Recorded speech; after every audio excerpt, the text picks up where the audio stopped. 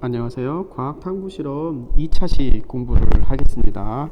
과학탐구 실험은 실험을 하기도 하지만 이렇게 이론을 배우는 시간도 있다고 했죠. 오늘은 그 첫 시간으로 자유낙하 운동에 대한 공부를 좀 해보려고 합니다. 자유낙하, 영어로는 프리펄링이라고 얘기해요. 자유낙하는 굉장히 단순한 현상이죠. 그냥 무거운 거를 물체를 위에서 떨어뜨리면 아래로 떨어지는 현상입니다. 이런 것들에 대한 얘기는 아주 옛날부터 사람들이 궁금해해서 실험을 많이 했어요. 대표적인 실험 중에서 아주 유명한 실험이 하나 있죠. 어, 이런 실험이죠. 예전에 여러분들이 많이 알고 있을 거예요. 이런 기울어진 탑이 있어요. 유럽에 가보면 이런 탑, 뭐 피사의 사탑 이렇게 얘기를 하기도 하죠. 이 피사의 사탑에 갈릴레이라고 하는 사람이 올라가 가지고 여기서 공을 2개 떨어뜨렸다는 얘기 들어봤을 겁니다. 이렇게 공을 2개를 떨어뜨렸는데 이 공이 하나는 무겁고 하나는 가벼운 공을 떨어뜨리는 거예요. 이렇게. 그래서 이렇게 밑으로 이렇게 떨어뜨렸을 때 어떤 게 먼저 떨어질까? 그래서 밑에 있는 사람들한테 물어봤다고 그러죠. 그래서 이 사람은 에헤이 그래도 무거운 게 먼저 떨어지지 라고 얘기를 했고, 옆에 있는 사람도 에헤이 당연히 이제 무거운 게 먼저 떨어지지. 그래서 갈릴레이가 질문을 했죠. 왜 무거운 게 먼저 떨어져? 라고 얘기하니까 이 두 사람이 둘 다 뭐라고 얘기했냐면 무거우니까 이렇게 얘기를 했다고 해요. 왜 무거우면 먼저 떨어질까? 이 질문이 바로 오늘 수업에 대한 핵심이 돼요. 왜 무거우면 왜 먼저 떨어질까? 사실은 무겁다고 먼저 떨어지지 않고 이 실험을 했을 때 바닥에 먼저 도달하는 것은 사실 무거운 게 먼저 도달하긴 하지만 거의 동시에 도달합니다. 거의 동시에 도달해요. 아마 공기저항이 없었다라면 진짜 동시에 도달했을 거예요. 그래서 이걸 관찰했던 사람들의 당시 기록을 보면은 사람들이 조금 놀래긴 했는데, 왜 놀래했냐면은 생각보다 차이가 나지 않았기 때문에 그래요. 큰 차이가 없었기 때문에. 예를 들어서 이런 거라고 생각해 보면 좋아요. 볼링공이랑 스티로폼 공을 들어보면 무게 차이가 엄청 나잖아요. 그런데 떨어뜨려 보면은 볼링공은 후딱 떨어질 거고 스티로폼은 굉장히 천천히 떨어질 것 같은데 거의 비슷하게 떨어진다는 거죠. 그래서 이런 것들을 보고 사람들이 궁금해했어요. 왜 그런지. 그래서 왜 그럴까?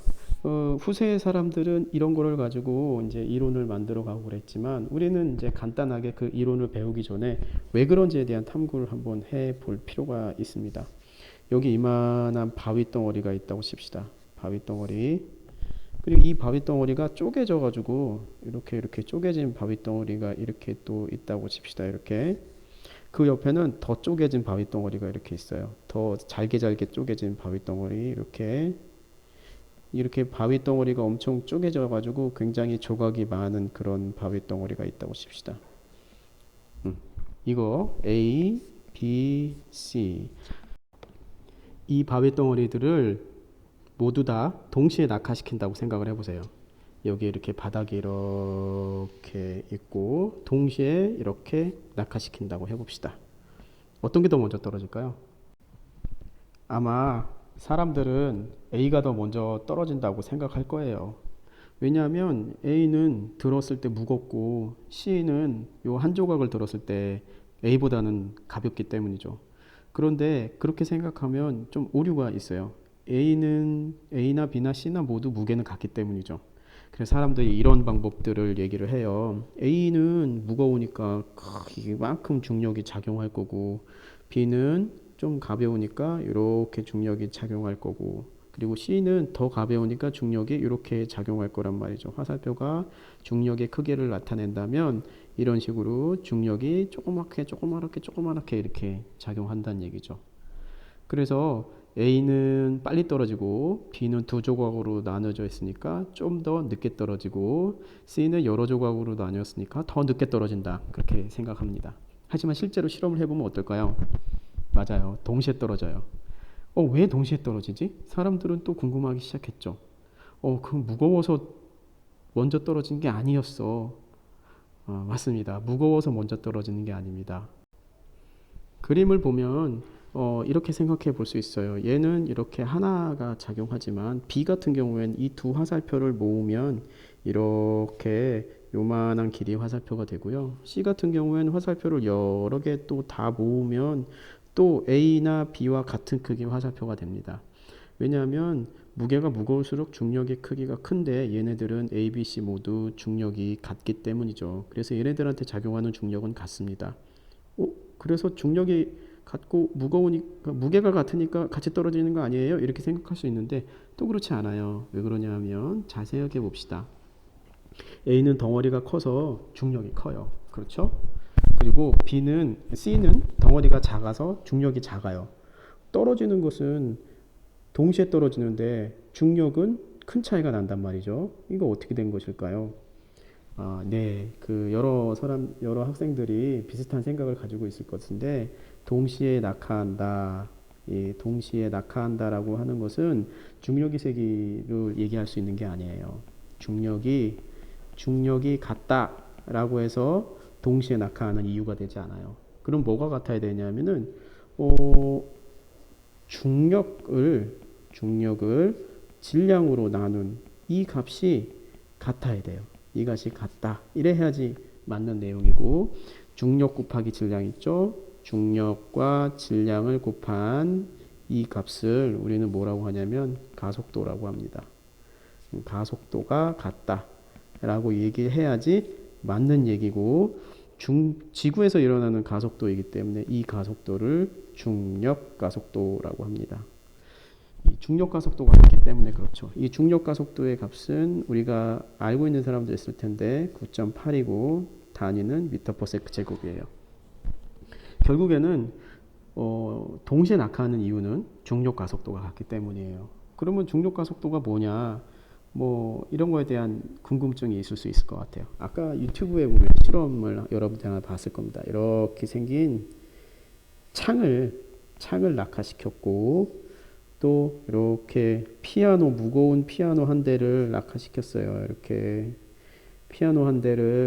무거운 피아노 한 대를 크레인으로 받치고 있다가 낙하시켰습니다.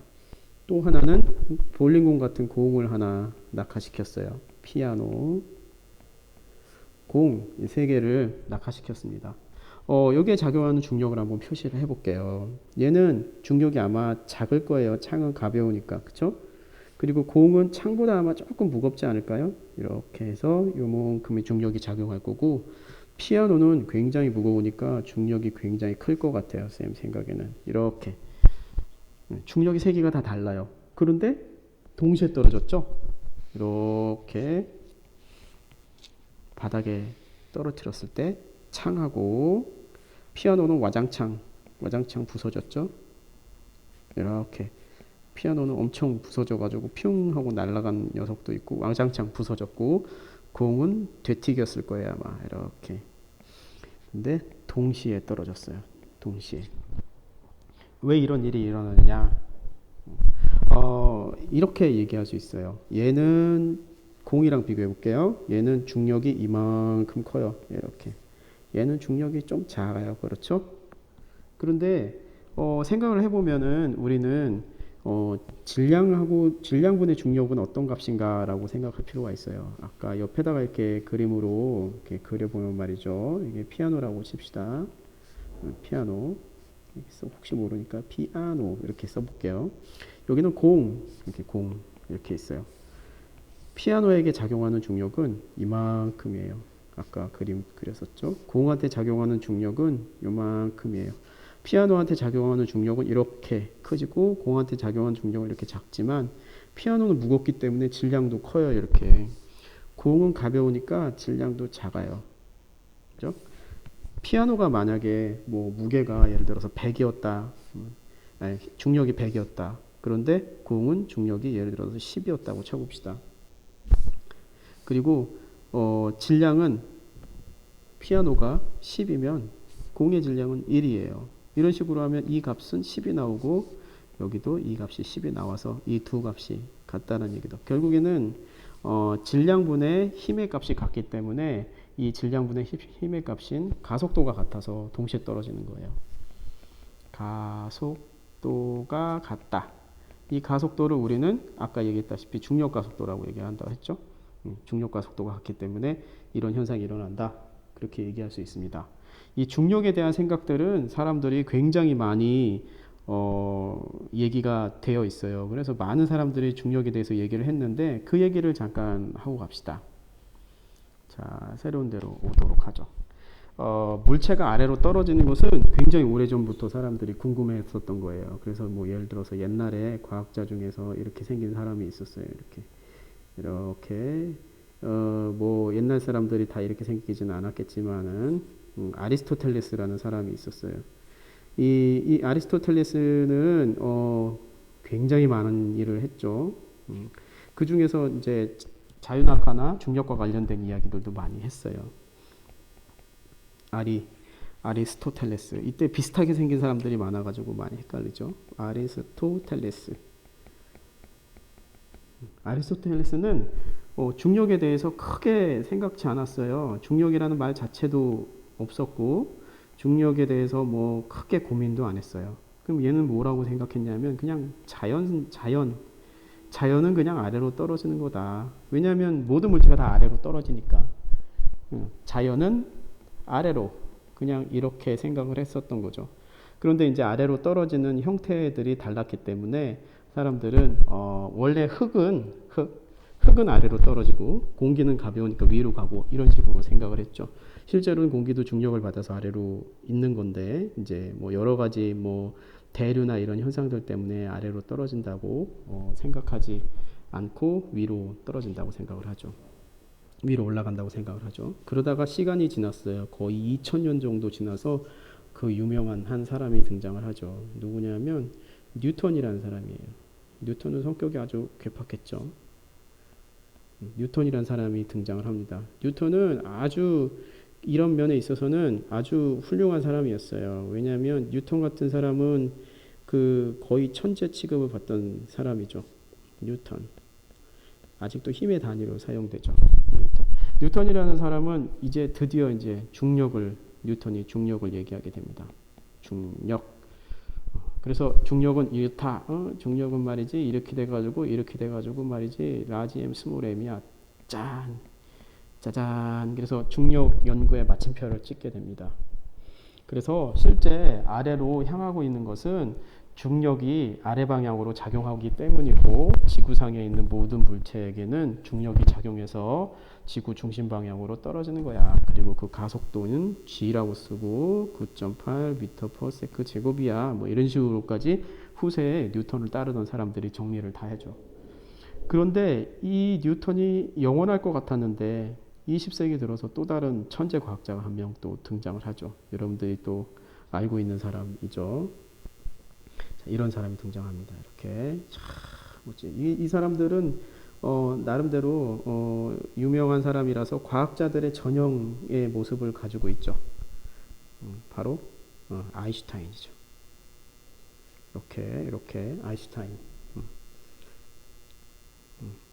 아인슈타인은 실제로 많은 부분에 있어서 굉장히 사람들한테 사랑받고 그런 사람이기도 하지만 아인슈타인은 굉장히 천재였기 때문에 여러 가지 방면으로 존경을 받기도 해요. 뭐 핵실험이나 이런 부분에 있어서 평화를 주장하고 뭐 이런 여러 가지 역할들을 했죠. 아인슈타인은 중력에 대해서 어떻게 생각했냐면은 중력이란 거는 없어. 중력은 존재하지 않아. 그러면 물체가 아래로 떨어지는 건 무엇입니까? 라고 얘기하면 아인슈타인이 이렇게 얘기했어요. 시공간이라고 하는 게 구부러져 있기 때문이야. 그래서 현대 물리학에서의 중력은 뉴턴처럼 뭔가 질량이 있는 물체가 서로 잡아당기거나 아래로 낙하하거나 이런 게 아니라 시공간이 구부러져 있기 때문이다. 이렇게 지금 잘 이해하기 힘들지만 그런 생각을 하게 됐습니다. 그리고 나서 이게 영원하지 않죠. 그렇죠. 나중에 언젠가는 또 다른 사람이 나타나서 또 이상한 또 물리학자나 또 다른 과학자가 또 나타나서 중력은 없어. 중력은 뭐 이런 게 중력이야 라고 해서 변화시킬 겁니다. 이렇게 과학 개념이라고 하는 것은 한 번 만들어져서 영원히 지속되는 게 아니라 그 과학 개념을 뒤집고 또 그 과학 개념의 허점을 파고들면서 새로운 과학 개념이 이렇게 변화하게 되고 그렇습니다. 중력도 마찬가지 개념으로 자유낙하도 마찬가지 개념으로 변화했어요. 이런 여러 가지 과학의 흐름을 여러분들이 살펴보다 보면 한 가지 공통점들이 있는데 사람들이 영원할 거라고 생각하는 것도 언젠가는 틀린다는 거예요.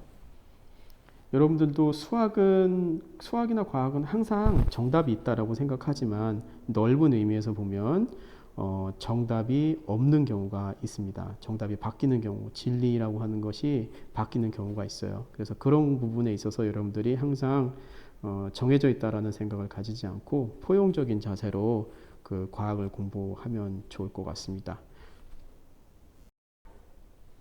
그러면 우리가 여태까지 중력의 발전 과정에 대해서 알아봤으니까 많이 공부했네요. 이만큼을 공부했네요. 이제 가속도에 대해서 공부를 좀 해야 될 것 같아요. 우리가 중학교 때 아마 배웠을 텐데 중학교 때는 속력이 일정하다, 속력 일정한 운동을 뭐라고 했냐면은 등속 운동이라고 했어요. 등속 운동이라고 하고 예를 들어서 물체를 이렇게 있을 때 물체가 여기 있다가 그 다음 1초 있다가 여기 있고 1초 있다가 여기 있고 1초 있다가 여기 있고 그러니까 0초일 때는 물체가 여기 있다가 1초일 때는 여기 있고 2초일 때는 여기 있고 3초일 때는 여기 있고 그러니까 1초 지날 때마다 이동하는 거리가 비슷한 거죠. 같은 이동하는 거리가 같은 운동 이런 거를 등속 운동이라고 해요. 그런데 우리가 공부할 밑으로 떨어지는 이 자유낙하 운동은 속력이 일정하지 않아요. 그죠? 떨어질 때 점점 속력이 빨라지게 되는 거죠. 그림으로 그리면 이렇게 됩니다. 여기 절벽 같은 게 이렇게 있다고 합시다. 절벽이 아니라 그냥 건물이라고 해요. 뭐 우리 동네에 있는 뭐 메타 정도 되는 건물이라고 합시다. 니은자 빌딩이 이렇게 있다라고 했을 때 여기서 갈릴레이처럼 공을 떨어뜨린다고 생각해 보세요. 얘가 0초일 때 공이 여기 있다면 1초일 때는 공이 이렇게 1초일 때는 공이 여기 있었고 2초일 때는 공이 여기 있다가 3초일 때는 공이 여기 있고 4초일 때 이렇게 떨어진다고 생각해 보세요. 그러면 1초일 때는 이만큼 움직이는데 2초일 때 이만큼 움직이고 그 다음 1초는 이만큼 움직이고 그 다음 1초는 더 많이 움직이게 본 걸 볼 수가 있죠. 이렇게 가면 갈수록 속력이 좀 더 빨라져요. 그런데 낙하하는 운동 같은 경우에는 속력이 빨라지는 정도가 일정해요. 예를 들어서 0초일 때의 속력이 0이라면 1초 지나서 1초일 때의 속력은 예를 들어서 10이에요. 그리고 2초일 때 속력은 얼마냐면 속력이 글쎄 20이 되는 거야. 3초일 때 속력은 얼마가 돼야 되나요? 30이 되는 거지. 그리고 떨어지기 바로 직전에 속력은 40이 되는 거예요. 사람들이 생각할 수 있죠. 속력이 1초 지날 때마다 얼만큼 증가하죠? 그렇죠. 속력이 1초 지날 때마다 10씩 증가하는 거예요. 그렇죠? 10씩 증가해. 이거를 표로 간단하게 나타내면 이래요. 초, 속력 이렇게 해가지고 이렇게 나타내 볼까요? 0초, 1초, 2초, 3초, 4초. 속력이 처음에 0이었다가 1초일 지나가가지고 속력이 10이 됐고 2초일 땐 20, 30, 40 이렇게 돼요. 그러면은 여기다가 표 하나를 더 만들어서 속력의 증가하는 게 얼마나 증가했을까 이거 적어볼 필요가 있어. 이 둘 사이의 속력은 얼마나 증가했냐면 10. 이 둘 사이의 속력은 10. 둘 사이의 속력은 10. 둘 사이의 속력은 10씩 증가한 거죠. 속력의 증가가 일정하죠. 그렇죠? 속력이 증가하는 시간에 따라 속력이 증가하는 이걸 우리는 뭐라고 하냐면 가속도라고 해요. 그래서 여기서는 가속도가 10으로 일정하게 되는 거죠. 그리고 이게 떨어진다라고 말하면 이거를 중력 가속도라고 하고 실제로 중력 가속도는 10 정도 되는 9.8 정도 되죠. 그러니까 이렇게 생각하면 쉬워요. 우리가 물체가 떨어질 때 1초마다 속력이 거의 10씩 늘어난다는 거라고 볼 수가 있죠. 그래서 이것을 가속도가 10이다. 중력 가속도를 정확하게 표현하면 9.8이다. 단위는 미터 퍼 세크 제곱이다. 이렇게 얘기할 수 있습니다. 이 정도의 가속도가 얼마인지 좀 궁금하기도 하죠. 속력이 점점 빨라지는 우리가 경험할 수 있는 것 중에 속력이 빨라지는 거가 좀 있어요. 예를 들면 비행기 탈 때 그렇죠. 비행기 이륙할 때 비행기 이륙할 때 갑자기 속력이 확 빨라지면서 몸이 뒤로 확 쏠리잖아요. 그러죠? 뭐 그런 거 보면은 비행기는 참 빨리 속력이 빨라진다. 비행기 가속도는 얼마일까? 이렇게 궁금할 수도 있어요. 비행기에 이렇게 비행기 쌤 그림 한번 그려볼게. 비행기 이렇게 되어 있다고 칩시다. 이렇게 비행기 엔진 이륙할 때 이렇게 이륙할 때 비행기 이륙할 때 잘 보면은 이 가속도가 얼마나 될까? 비행기 이륙할 때 가속도 뭐 기종에 따라 다르지만 비행기 이륙할 때 가속도는 자그만치 2m/s 정도 돼요. 2m/s 제곱. 비행기가 가속도가 굉장히 큰 줄 알았는데 중력 가속도의 5분의 1밖에 안 되는 거죠. 그죠? 그러니까 중력 가속도가 엄청나게 크다는 것을 알 수 있습니다. 그렇죠? 그래서 중력 가속도를 우리는 지구에 살고 있기 때문에 이 가속도의 크기를 실감하지 못하지만 실제로 중력 가속도는 굉장히 크다라는 것을 알 수가 있어요. 그리고 우리 일상에서 경험하는 가속도 중에서 중력 가속도를 능가하는 경우는 거의 없어요. 자동차나 오토바이 또는 뭐 비행기까지도 탈 것 중에서 가속도가 2나 3을 넘어가면 굉장히 불쾌감을 느끼게 됩니다. 자, 이 정도로 해서 여러분들한테 가속도에 대한 얘기를 마쳐야 될 것 같아요. 가속도는 조금 이 정도에서 더 많이 나가면 조금 어렵거든요. 여러분들이 이해하기도 쉽게 하기 위해서는 이 정도까지만 하고 다음 시간에 조금 더 자세하게 설명을 하도록 할게요.